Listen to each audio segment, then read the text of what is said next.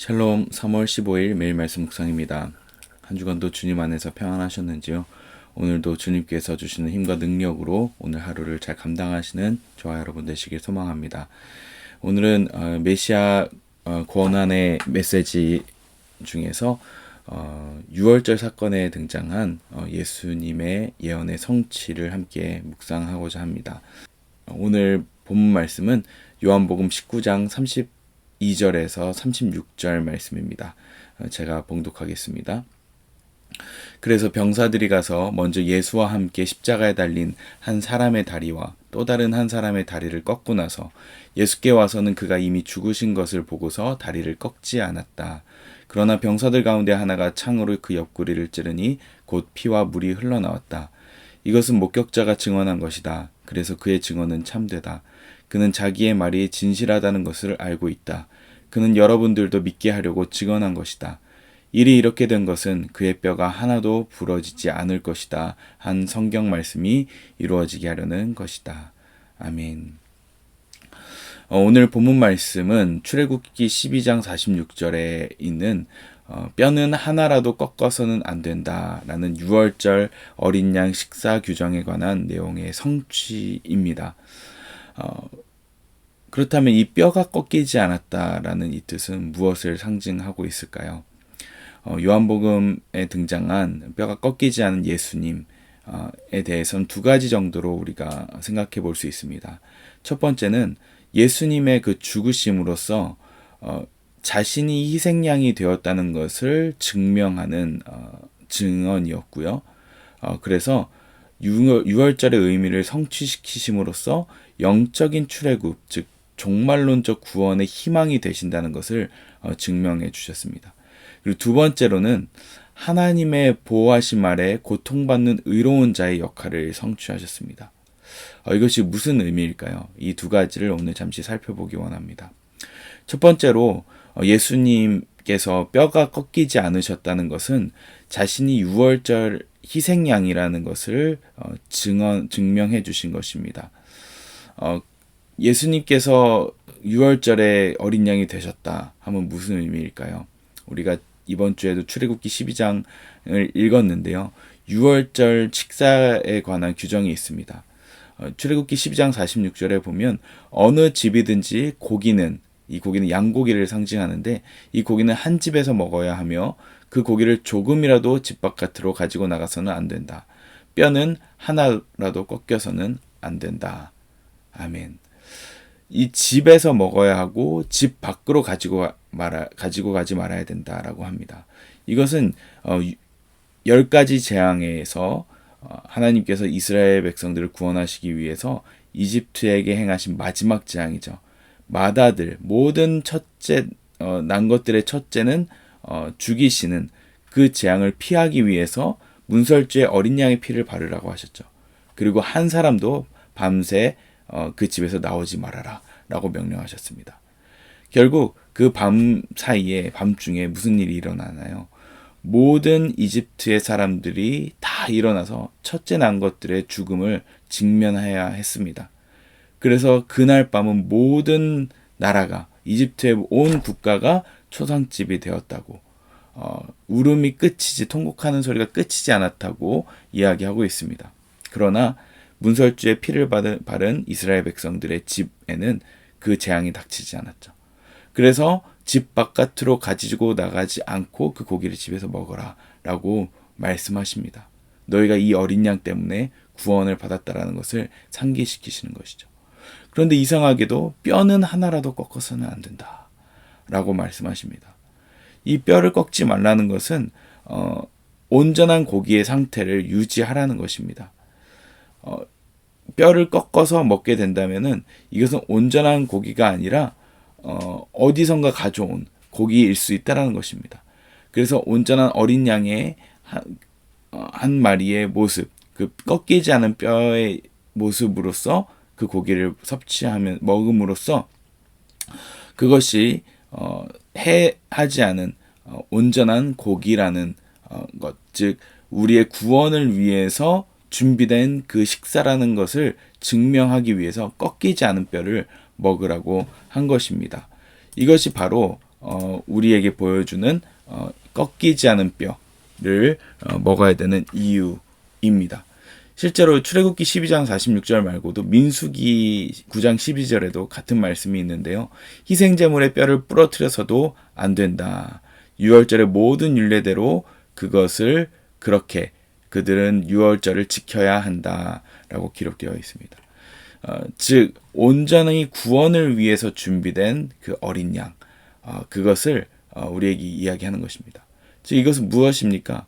이 구원은 이스라엘 백성들의 구원뿐만 아니라 예수님께서 십자가상에서 다리가 꺾이지 아니하심으로 인해서 본인이 그 예수님 당신이 스스로가 유월절 어린 양 희생양이 되어서 우리의 영적인 출애굽, 즉 종말론적인 그 구원을 성취시키시는 그 희생양이라는 사실을 보여주고 계신다는 것입니다.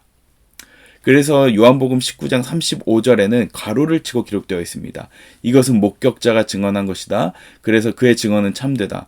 그는 자기의 말이 진실하다는 것을 알고 있다. 그는 여러분들도 믿게 하려고 증언한 것이다.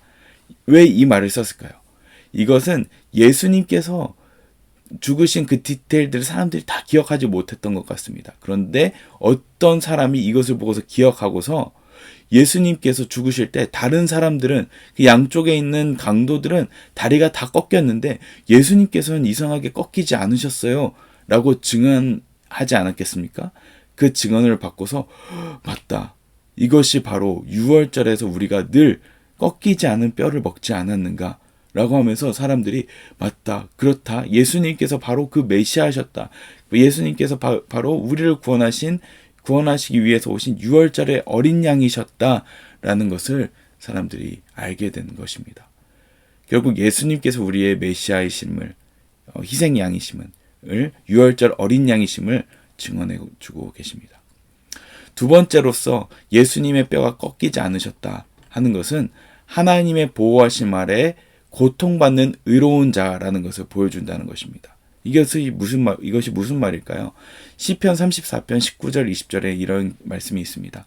의인은 고난이 많으나 여호와께서 그의 모든 고난에서 건지시는도다. 그의 모든 뼈를 보호하시며 그 중에서도 하나도 꺾이지 아니하도다. 아멘. 하나님께서 의로운 자를 보호하시는데 어떻게 의로운 자가 고난을 받을 수 있을까라고 우리는 의아해할 수 있습니다. 그런데 하나님께서 의로운 자를 고난에서 건지시는데 그 증명으로서 무엇이냐면 모든 뼈를 보호하신다. 그 중에서 하나도 꺾이지 않게 하신다라고 시편 34편에 기록되어 있습니다. 자, 이 뼈라는 단어는 히브리어로 에잼입니다. 이 에잼이라는 단어는 단순히 뼈만 상징하는 것이 아니라 그의 본질, 그 존재를 상징합니다. 영어로 하면 에센스, 그의 본질을 이야기하는 것이죠. 그의 본질은 하나도 꺾이지 않게 하시는 그 하나님. 그 본질이 무엇입니까? 바로 우리의 영혼, 우리의 존재이지 않습니까? 의인이 고난을 받고 고통을 받고 힘든 일들이 계속되지만 그럼에도 불구하고 그 하나님께서 그 본질 자체는 보호하시는 그 하나님. 어떻게 보면 다른 것들 안 좋게 일어나는 모든 고난들을 보면서 어떻게 하나님이 살아계시냐라고 이야기할 수 있지만 반대로 뒤집어서 생각해 보면 우리의 숨을 유지하시고 생명을 유지하시는 그 하나님, 우리의 본질을 유지하고 계시는 그 하나님을 생각해 볼 수 있습니다. 그게 누구입니까? 성경에 등장하는 욥이지 않습니까? 욥은 많은 것들을 가지고 있지만 하나님께서 사탄에 의해서 사탄이 치게 허용하심으로 욥의 모든 것들을 다 앗아가게 하셨습니다. 재물, 자녀, 건강, 모든 것들을 다 앗아가시고 오로지 그 존재 자체만 남게 하시죠. 그러나 그 존재 자체만 남았을 때 비로소 욥은 하나님을 온전히 붙잡고 기억하고 씨름하기 시작합니다. 그 씨름하는 의로운 고난받는 자, 그 본질만 남았을 때, 그 에잼, 그 뼈만 남았을 때 욥이 너무나 힘들어서 뼈만 앙상하게 남았다고 하지 않습니까? 뼈만 앙상하게 남은 그 본질만 남아있는 그 상태. 그때 하나님과 씨름하는 욥은 많은 풍파와 그리고 고민과 친구들과의 논쟁을 통하여서 하나님의 선하심을 그렇게 투쟁하면서 고민하는 그 사이, 그 시간을 지나자 하나님께서 욥에게 폭풍같이 임하셔서 그 하나님 되심을 드러내 주시지 않습니까? 바로 뼈밖에 남지 않은, 그 본질밖에 남지 않은 그 상태, 그것을 보호하신 그 상태는 결국 하나님께서 그를 지키시고 보호하심으로 인하여서 끝까지 넘어지지 않게 하시고, 비록 많은 것들이 없어지고 많은 것들이 빼앗긴 상태이지만, 많은 것들이 부족한 상태이지만 그 본질을 유지하심으로써 하나님과의 관계를 더욱 가깝게 하시고 하나님과의 인격적인 관계를 맛보게 하신 그 하나님을 우리가 욥을 통해서 알 수 있습니다. 결국 뼈를 부러뜨리지 않으셨다는 것은 그가 의로운 자로서 고난받았다는 것을 증명해 주고요. 그의 하나님께서 보호하셨다는 것을, 뼈가 보호받았다는 것을 이야기합니다. 시편 37편 24절에는 아주 유명한 말씀이 있죠. 그는 넘어지나 아주 엎드려지지 아니함은 여호와께서 그의 손으로 붙드심이로다. 아멘. 여기서 붙드시다라는 이 표현은 히브리어로 소맥, 사마크라는 단어로 쓰였는데, 이 단어는 support, 지원하다, uphold, 위에 붙들어주다, sustain, 지속하다라는 뜻을 갖고 있습니다. 즉 하나님께서는 아주 엎드려지지 않는 그 의로운 자, 고난받는 의로운 자를 그의 손으로 지금 붙들고 계시고, 지원하고 계시고, uphold, 붙들고 계시고, sustain, 지속하게 하시는 그 하나님의 일하심을 보여주고 있습니다. 저와 여러분 가운데도 마찬가지일 것입니다. 예수님께서 뼈가 부러지지 않으심으로 고통받는 의로운 자라는 것을 보여주셨듯이, 우리에게도 내가 아무런 잘못도 없고 내가 크게 하나님께 정말 이렇게까지 고난을 받아야 합니까? 라고 생각하는 그 순간에 우리의 본질, 하나의 엣잼, 그 뼈를 꺾이지 않게 하심으로, 우리의 생명과 우리의 본질을 유지하심으로써 지금 계속해서 우리를 살리시고 계시는 그 하나님의 손을 거꾸로 맛볼 수 있을 것입니다. 우리에게 예수님께서 뼈가 꺾이지 않으심으로 그분의 의로우심을 증명하셨듯이, 계속되는 고난이 있지만 하나님께서 우리를 보호하시고 계속해서 유지하시고 우리를 붙잡으심으로 우리의 예수님과 같이 함께 고난받는 그 상황을 우리에게 보여주고 계신다는 사실을 잊지 마시길 바랍니다. 고난 가운데 있을지라도 나를 붙드시고 지금도 계속 지속해 주시는 그 하나님의 손길을 기억하시길 소망합니다. 말씀을 마치겠습니다. 하나님께서 예수님을 통하여서, 뼈가 부러지지 않으심을 통하여서 그분이 온전히 6월절의 어린 양으로서 우리를 구원하셨다는 사실, 그리고 또 우리 또한 우리의 뼈가 부러지지 않으므로 우리의 본질이 계속해서 유지되고 있고 우리의 영혼이 지금도 하나님 앞에 서 있다는 그 사실 하나만으로 우리는 하나님의 손 안에 있고 하나님께서 우리를 지속하고 계시고 붙들고 계신다는 사실을 잊지 마시고 오늘 하루를 주님 앞에서, 주님 안에서 살아내시길 주님의 이름으로 축복합니다. 기도하겠습니다. 하나님 아버지 감사합니다.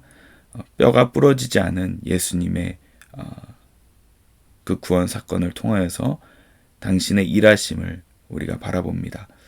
비록 우리가 고난 가운데 있을지라도 우리를 유지하시고 우리의 생명을 유지하시고 숨을 주시고 심장을 뛰게 하시는 그 하나님의 사역을 이 시간 기억합니다. 그것 하나만으로 오늘 하루 감사하며 주님께 영광 돌리는 삶을 살 수 있도록 주님 인도하여 주시옵소서. 감사드리며 예수님 이름으로 기도합니다. 아멘.